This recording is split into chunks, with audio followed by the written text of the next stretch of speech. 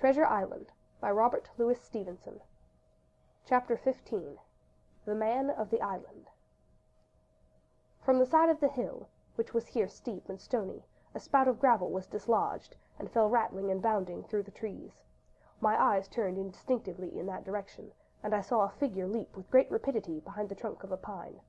What it was, whether bear or man or monkey, I could in no wise tell. It seemed dark and shaggy, more I knew not, but the terror of this new apparition brought me to a stand. I was now, it seemed, cut off upon both sides, behind me the murderers, before me this lurking nondescript, and immediately I began to prefer the dangers that I knew to those I knew not. Silver himself appeared less terrible in contrast with this creature of the woods, and I turned on my heel, and looking sharply behind me over my shoulder, began to retrace my steps in the direction of the boats. Instantly the figure reappeared, and, making a wide circuit, began to head me off. I was tired, at any rate, but had I been as fresh as when I rose, I could see it was in vain for me to contend in speed with such an adversary. From trunk to trunk the creature flitted like a deer, running manlike on two legs, but unlike any man that I had ever seen, stooping almost double as it ran. Yet a man it was, I could no longer be in doubt about that. I began to recall what I had heard of cannibals. I was within an ace of calling for help, but the mere fact that he was a man, however wild, had somewhat reassured me, and my fear of Silver began to revive in proportion. I stood still, therefore, and cast about for some method of escape, and as I was thinking, the recollection of my pistol flashed into my mind. As soon as I remembered I was not defenseless, courage glowed again in my heart, and I set my face resolutely toward this man of the island, and walked briskly toward him. He was concealed by this time behind another tree trunk, but he must have been watching me closely, for as soon as I began to move in his direction, he reappeared, and took a step to meet me. Then he hesitated, drew back, came forward again, and at last, to my wonder and confusion, threw himself on his knees and held out his clasped hands in supplication. At that I once more stopped. "Who are you?" I asked. "Ben Gunn," he answered, and his voice sounded hoarse and awkward, like a rusty lock. "I'm poor Ben Gunn, I am, and I haven't spoken with a Christian these 3 years." I could see now that he was a white man, like myself, and that his features were even pleasing. His skin, wherever it was exposed, was burnt by the sun, even his lips were black, and his fair eyes looked quite startling in so dark a face. Of all the beggar men that I had seen or fancied, he was the chief for raggedness. He was clothed with tatters of an old ship's canvas and old sea cloth, and this extraordinary patchwork was all held together by a system of the most various and incongruous fastenings, brass buttons, bits of stick, and loops of tarry gascon. About his waist he wore an old brass-buckled leather belt, which was the only thing solid in his whole accoutrement. 3 years!" I cried. "Were you shipwrecked?" "Nay, mate," said he. "Marooned." I had heard the word, and I knew it stood for a horrible kind of punishment, common enough among the buccaneers, in which the offender is put ashore with a little powder and shot, and left behind on some desolate and distant island. "Marooned 3 years agone," he continued, "and lived on goats since then, and berries, and oysters. Wherever a man is, says I, a man can do for himself, but, mate, my heart is sore for Christian diet. You mightn't happen to have a piece of cheese about you now.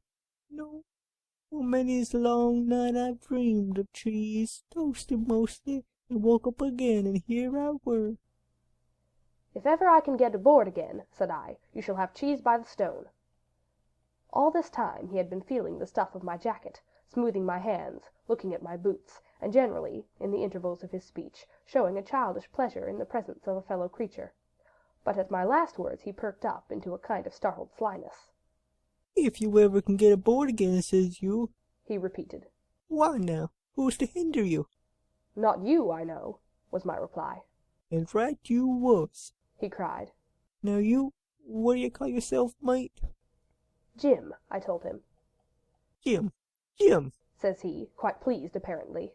"Well now, Jim, I've lived that rough as you'd be ashamed to hear of. Now, for instance, you wouldn't think I had a pious mother, to look at me?" he asked. "Why, no, not in particular," I answered. "Oh, well," said he, "but I had. Remarkable pious, and I was a civil pious boy. I could rattle off my catechism that fast as you couldn't tell one word from another. And here's what it come to, Jim. And it begun with Chuck Farthing on the blessed gravestone. That's what it begun with. But it went further than that, and so my mother told me, and predicts the whole, she did, the pious woman. But it were Providence that put me here. I thought it all out on this here lonely island, and I'm back on piety. You don't catch me tasting rum so much, but just a thimbleful for luck, of course, the first chance I have. I'm bound I'll be good, and I see the way to. And Jim," looking all round him and lowering his voice to a whisper, "I'm rich." I now felt sure that the poor fellow had gone crazy in his solitude, and I suppose I must have shown that feeling in my face, for he repeated the statement hotly. "Rich, rich, I says.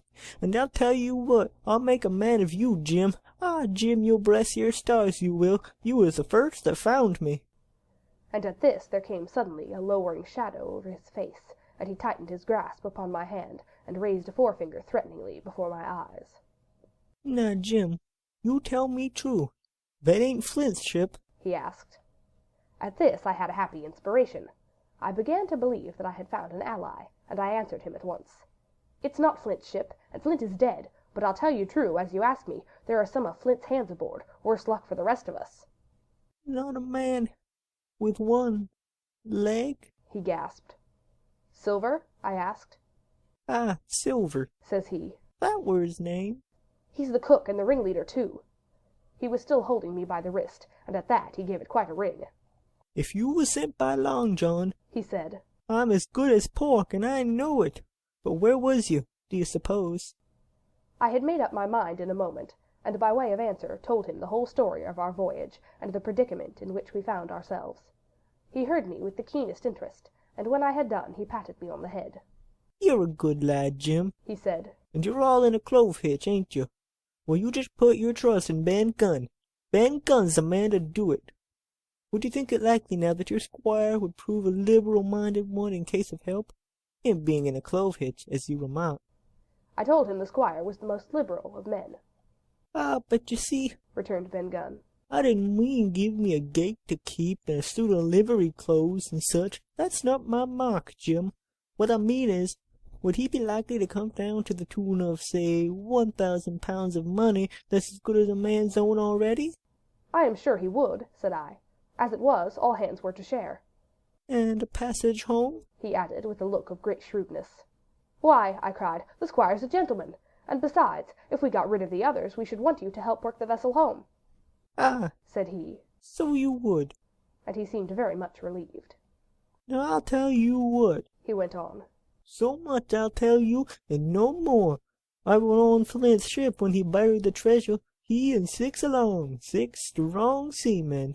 They was ashore nigh on a week, and us standing off and on in the old Walrus. One fine day up went the signal, and here come Flint by himself in a little boat, and his head done up in a blue scarf. The sun was getting up, and mortal white he looked about the curt water, but there he was, you mind, and the 6 all dead, dead and buried. How he done it not a man aboard us could make out. It was battle, murder, and sudden death, leastways, him against 6. Billy Bones was the mate, Long John, he was the quartermaster.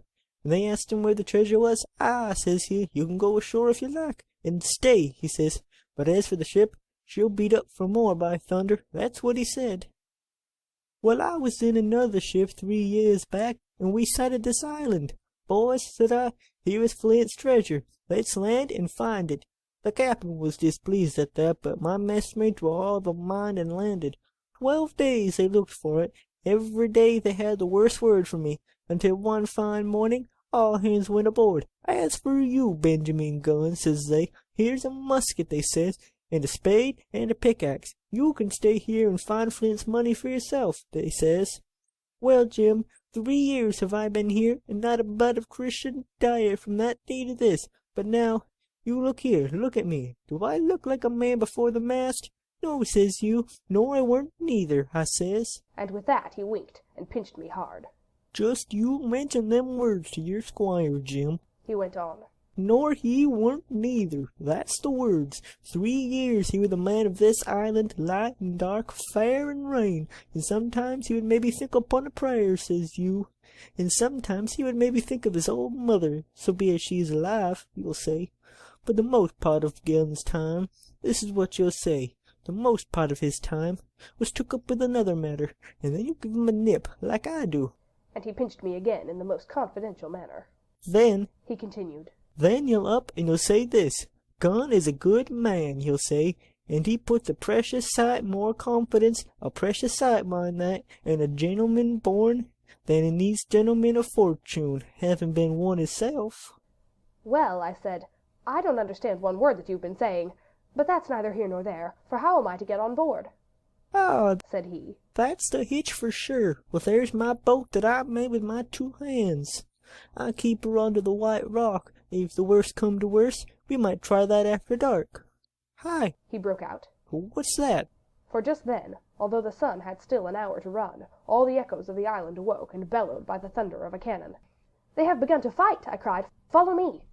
And I began to run towards the anchorage, my terrors all forgotten, while close at my side the marooned man in his goatskins trotted easily and lightly. Left, says he.